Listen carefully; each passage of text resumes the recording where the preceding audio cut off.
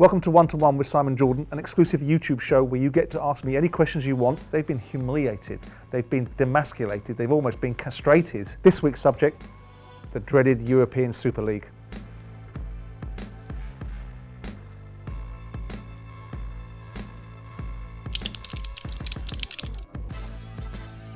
Punishing these rogue six in the European Super League, or the idea of the European Super League, is a mixed bag for me, because if you punish them, you drive them back into a camp. Of course, there's rules that they've touched upon, and they're ambiguous. There's a rule that says if you go and play in other tournaments and try to play in other tournaments, then you're in breach of a particular rule, but they don't list the FIFA World Club Championship on those list of tournaments. Now, of course, this is very divisive, and of course people want to have consequences, but consequencing them by taking points away from them or taking them out of the current Champions League or putting money in the equation. The whole reason why we're in this mess in the first place and why they wanted to do what they wanted to do was for money. If we make it about money again, we're conflicting and conflating the issue. Of course, the argument is that if clubs go into administration, they lose 10 points. But from my point of view, these guys have been humiliated. They think they're big shots. They think they're big names with big numbers in big football clubs, and they've made themselves look like clowns. They aren't big men. They've undercooked it, overpriced it. They didn't price in the thinking that the British public would have a challenge with it. So I think if you read the newspapers and you read about John Henry and you read about Stan Kroenke and you read about the other guys, they've been humiliated. They've been demasculated. They've almost been castrated.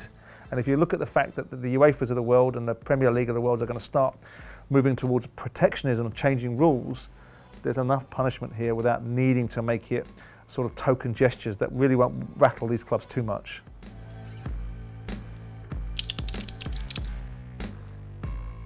A British Super League is something that interests me. It interested me about 19 years ago when I owned Palace and the ITV Digital deal collapsed, and we were looking at finding a mechanism to refinance football, and there was an introduction of a Phoenix League thought, and myself and Birmingham and Nottingham Forest and Man City at the time were trying to find a way to really interest TV companies, and Rangers and Celtic were part of the mix, but we wanted them to pay a lot of money to come down. Now, I'm interested in seeing what happens to Scottish football, because I think it's in a very difficult place, and this is not going to help Scottish football, but Rangers and Celtic joining English football I think would be a fabulous thing, but I don't think they should be going straight into the Premier League. I think they should be going into the Championship, and I also think, given the added value that it would add to these clubs, that they should pay a premium for coming down and playing in English football.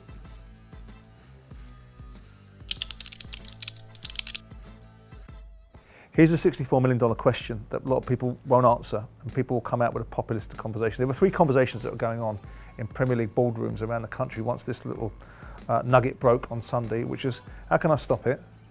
How can I change it? And how can I join it? Right? If I was a Premier League club owner and Palace were the club I owned and they were asked to be inside this mix, I would have bitten those that were asking me arms off at the shoulder. And then I'd have said, how do we bring everyone else along with us? Because we can't do this alone. There's plenty of money here, and we're the founding. We've got the idea, we've got the intellectual capital, and we've got the juice. So perhaps there should be more in it for us than there should be for others, but they should be brought with us. They should be part of the mix, because there's a big enough pie that we can all cut a piece out, and the football pyramid can be funded, fans could be getting the benefit of it all, and us guys that are bleeding out of our eyes because of the economics of football can find a solution that doesn't involve the Skies of the world and the UEFAs of the world, but involves a different methodology that's monetising football properly. So whether that's a politically correct answer, it's probably the right answer, because it's the answer that says this isn't the wrong idea, it's the wrong execution.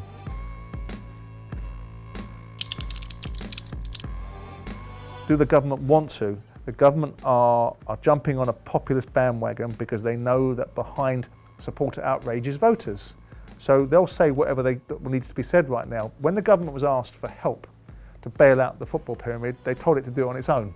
Now they're back in saying, well, you can't do it this way, which we understand the reason why they can't do it this way.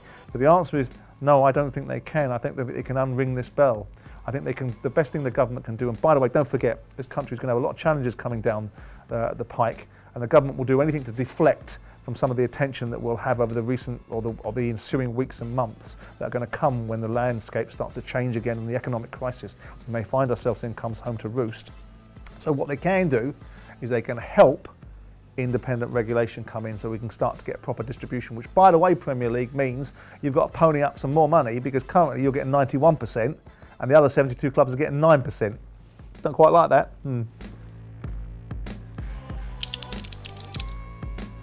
No, I don't. I think we'll see something that resembles this, that is inclusive. This isn't a breakaway.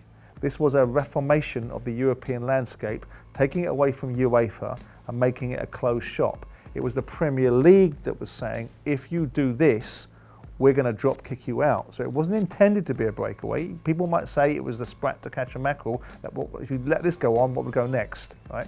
It was never going to fly through, which is why it's almost unimaginable that these guys that own these football clubs, that you would have thought would have priced this in, the resistance they would have got, would have even tried it.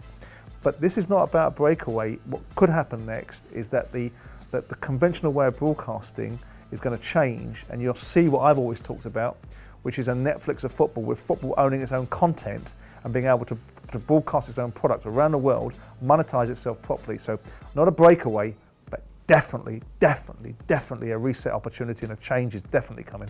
Don't forget to leave any questions you've got in the comment section below, and I'll make sure I answer them next time round.